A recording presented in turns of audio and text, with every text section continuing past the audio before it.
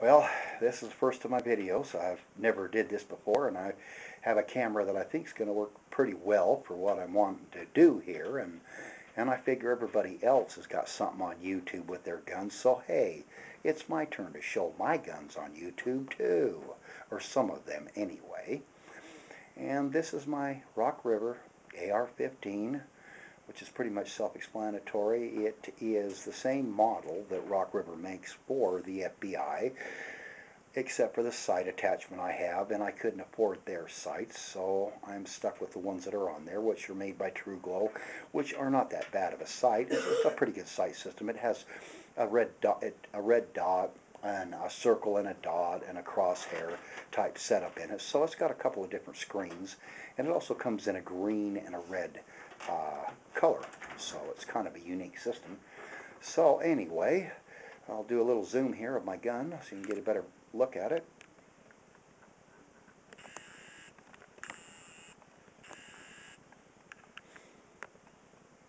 There's the rear. There's about the middle of it.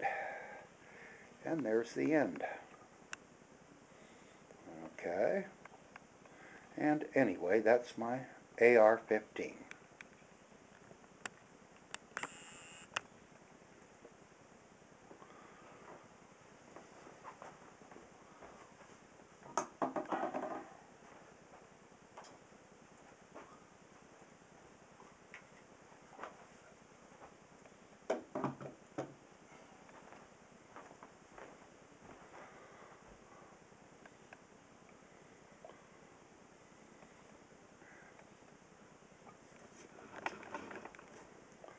Now, this is my Kel-Tec.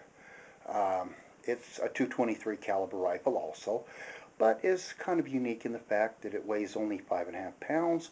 It also takes the AR 30-round magazines, and it also has two 10-round magazines that you can carry in the buttstock, because the buttstock is hollow, so that you can put them in there. And like I said, it also has a tripod attachment, which I'll show you in a second here, on the gun, and the gun collapses down to about an 18-inch gun, which is like a standard pillowcase. You can fit the rifle into that, is how small it goes, which is ideal if you're backpacking in high country or something and you want to carry a fairly potent firearm with you. You're able to do that with this particular type of gun. And I'll do a little zoom of it. Okay, there's a little zoom. And there's the rear, center, and there's the end of the gun. And this has a standard sighting system on it, which is a point dot, electronic point dot system on the gun. Okay, well now I will show you the tripod.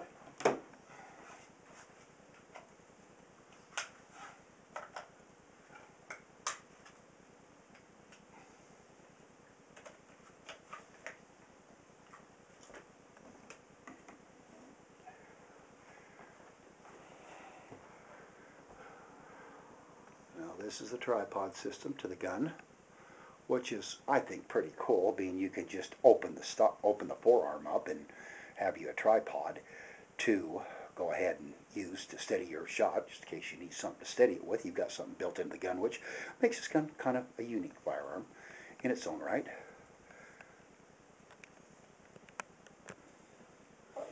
Okay, now I will show you the collapsed position of the stock.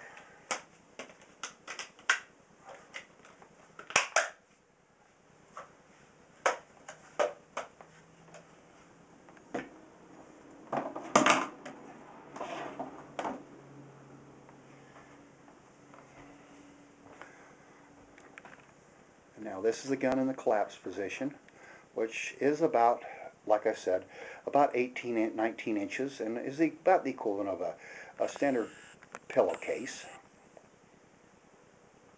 size. So I think that makes this gun kind of a unique gun in its own right. And so that's my Kel-Tec 223.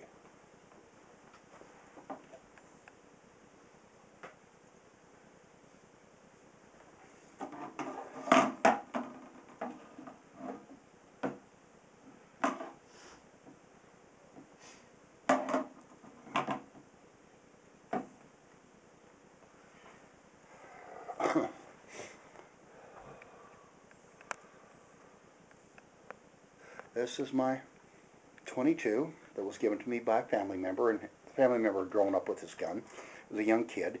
The gun was made 1960, which means it has absolutely no serial numbers whatsoever on it. They were legal back then. You didn't need a serial number on a gun. And the gun come to me in pretty bad shape. The barrel was all munged up, dented and scratched, and so I did my own refinish work on the gun that you can see. All of this was done by me. I sanded down the barrel by hand and refinished the stock, in which I happen to refinish antique furniture as a hobby, so I had a lot of insight on what to do with that particular piece. Let me give it a little bit of a zoom here.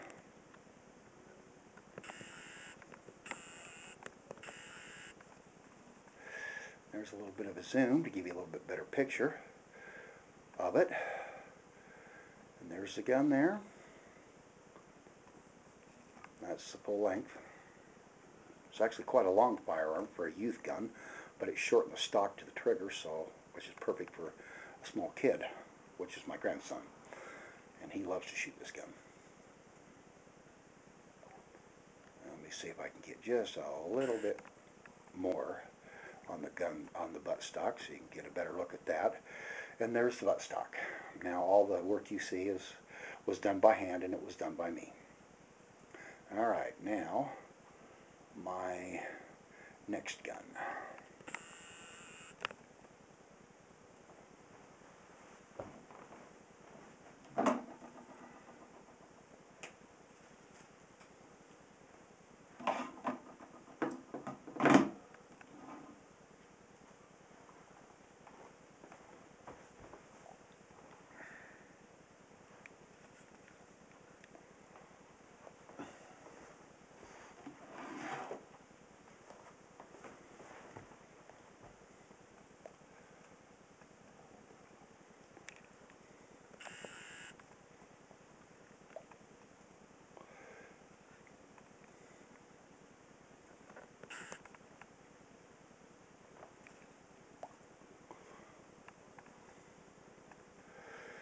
Okay, this is my Kimber 45.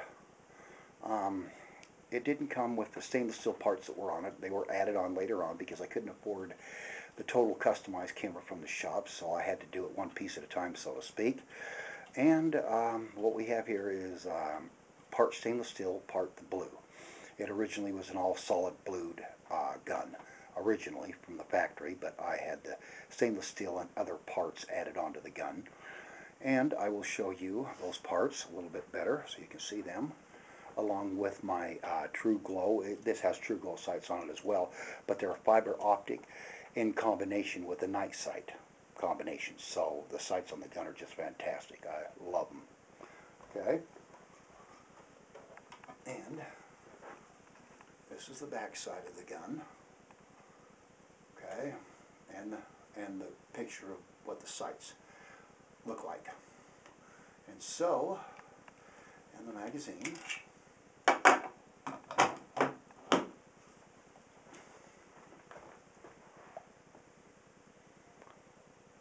and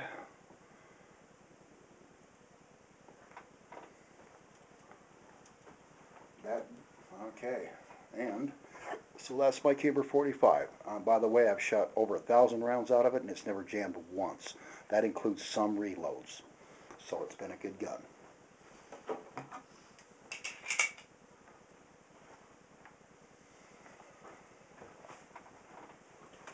And last but least, this is my 40 caliber.